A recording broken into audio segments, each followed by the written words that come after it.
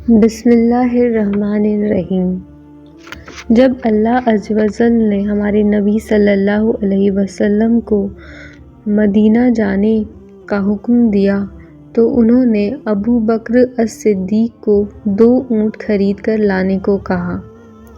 ابو بکر الصدیق نے 800 درہم میں بنو خشیر قبیلے سے 2 اونٹ خریدے اور اس میں سے 1 اونٹ کو نبی صلی اللہ علیہ وسلم کو تحفے کے طور پر دینا چاہا، مگر ہمارے حبیب رسول صلی اللہ علیہ وسلم نے اس اونٹ کی پوری قیمت 400 درہم ابو بکر الصدیق کو ادا کی اور اس اونٹ کو خرید لیا۔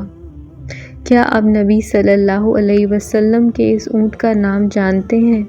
اس کا نام تھا القصویٰ، اور جب ہمارے نبی صلی اللہ علیہ وسلم نے اسے خریدا تو اس کی عمر 4 سے 7 سال کی تھی۔ یوں تو ہمارے نبی کے پاس بہت سارے جانور تھے، پر یہ ایک ایسا اکلوتا اونٹ تھا جو ان کی وفات ہونے تک ان کے ساتھ رہا۔ وہ ان کے سبھی جانوروں میں سے ان کا پسندیدہ اونٹ تھا۔ القصویٰ اونٹ وہ اونٹ تھا جس پہ ہمارے نبی صلی اللہ علیہ وسلم نے ہجر کیا۔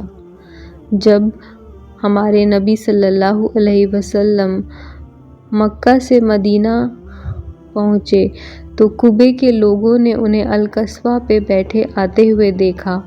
وہ ان کی طرف دوڑے اور القصویٰ کی نکیر کو پکڑ کر اپنے گھروں کی اور لے جانے لگے۔ ہمارے رسول صلی اللہ علیہ وسلم نے ان کو روکا اور کہا کہ القصویٰ کو مت پکڑو، اسے جہاں اللہ کا حکم ہوگا اس کے قدم وہیں پر رکیں گے۔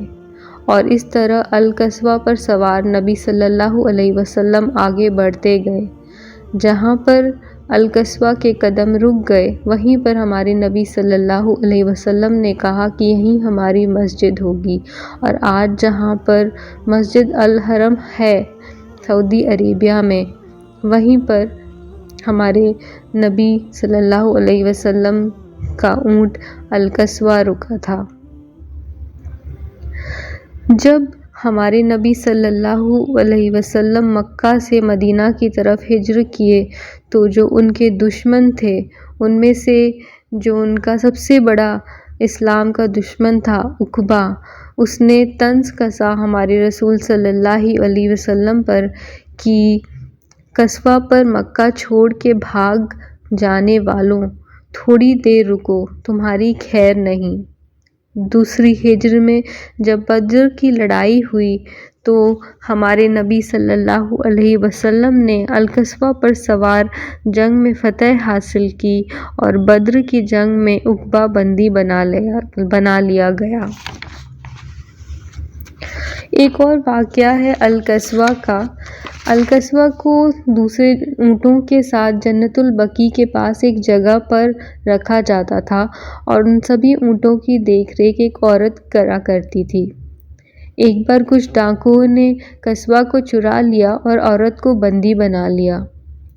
رات کو اس عورت نے کسی طرح خود کو رسی سے آزاد کیا اور کوئی اونٹ ڈھونڈنے لگی وہاں سے بھاگنے کے لیے، مگر کسی اونٹ نے اسے پہچانا نہیں اور خود پر سوار نہیں ہونے دیا، سوائے القصویٰ کے جس نے اسے خود پر سوار کر مدینہ پہنچایا۔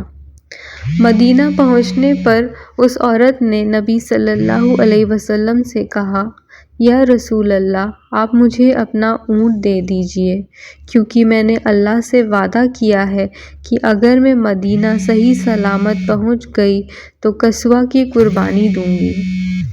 ہمارے رسول صلی اللہ علیہ وسلم یہ سن کر مسکرائے اور انہوں نے کہا کہ جو تمہاری قسم ہے وہ جائز نہیں ہے، کیونکہ قصویٰ تمہارا نہیں ہے، اس لیے تم اس کی قربانی نہیں کر سکتی، یہ تمہارے لیے حرام ہوگا۔